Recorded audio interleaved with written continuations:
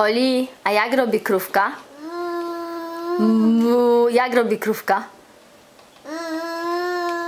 Mu, mu, mu. Tak robi krówka?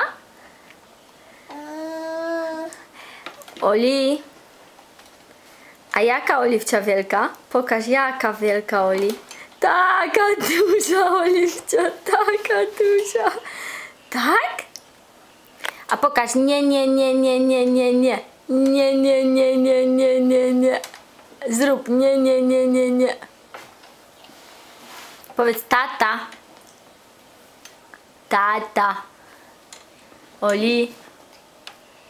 Tata. Powiedz tata. Huś tu.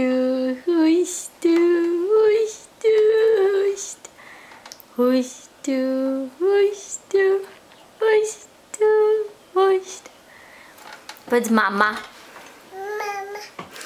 Mama.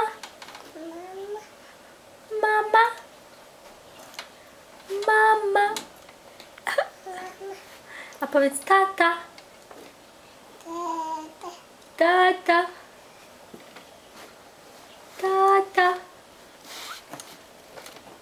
Huś tu.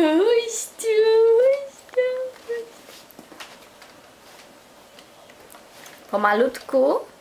Pomału, nie spadnij. Huś tu.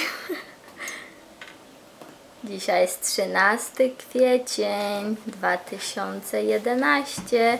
Oliwcia ma 14 miesięcy i niebawem zacznie chodzić, prawda?